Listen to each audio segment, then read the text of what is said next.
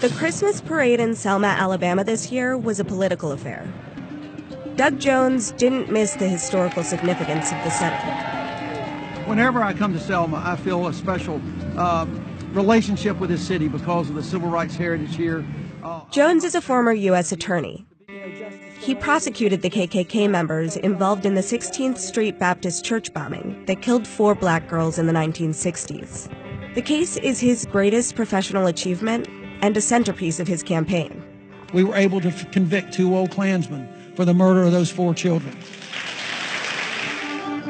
We gotta vote. We're not gonna die. Vote to live. Vote to live. Vote to live.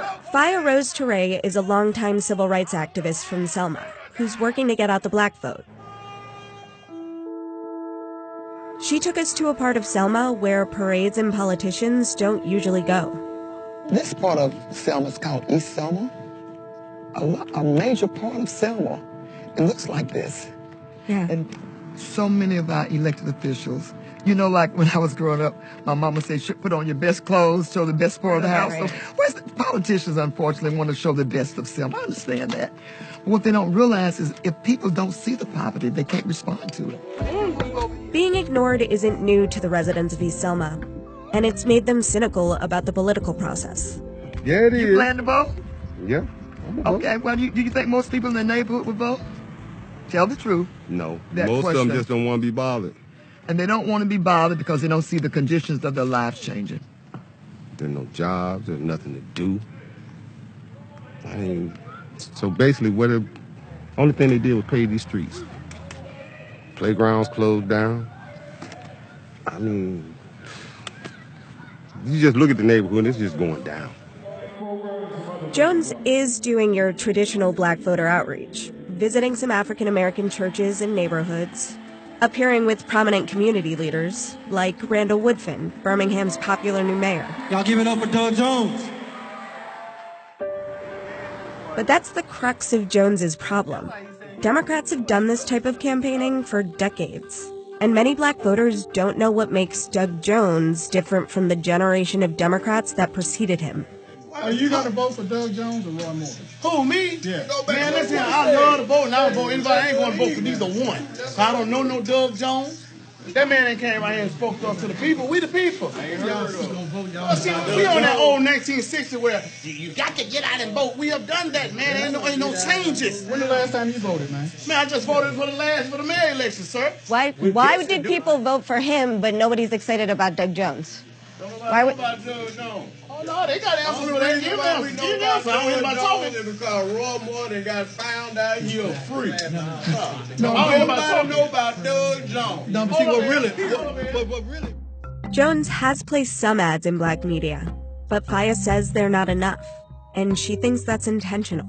I think the reason why they don't advertise on black radio and black newspapers is they don't want to turn off white voters. The fear there is that if you focus too much on black voters, white Republicans that might be up for grabs could tune out. You have the mentality here in Alabama and throughout that black people deserve where we are, and that unspoken belief that we are the inferior race permeates politics, education, and that is a real devastating problem that we face. And Jones needs moderate white Republicans turned off by Roy Moore to win. So while he has proposals for criminal justice reform and speaks up about civil rights, My whole career has been about equality and justice. he also aired this ad, 3 times Colonel William Oates of Alabama led the Confederate forces which equated Confederate and Union soldiers. 2 sides believing so strongly in their cause that they were willing to die for it. And he's cautious when talking about race. Doug, you talk about yourself as a unifier who's dealing with these kitchen table issues, but don't black and white Alabamians face different issues? Of course they do. Of course they do. But you see those? Of course they do. But they also face more issues in common. They face issues of health care. They face issues of education. They face issues of jobs. All of that. Now they do it. No. Okay. They do it in varying degrees, for sure. Obviously, the unemployment here in the Black Belt is greater than it is in the city of Birmingham. So we can address those issues. But the core issues are the things that we have in common. And that's what we're stressing. So I don't think for questions like that, for those are the divisive kind of questions that we don't need to have in Alabama, we don't need to have the questions about that. People respond to issues that affect their lives. So you just can't walk up to a house and say, oh, are you going to vote for Doug Jones? What the heck is Doug Jones? Of course, I know who Doug Jones is. I know that he prosecuted the Klansmen for killing those poor precious girls. But that's not enough to make people want to vote for him. What are you going to do for me now?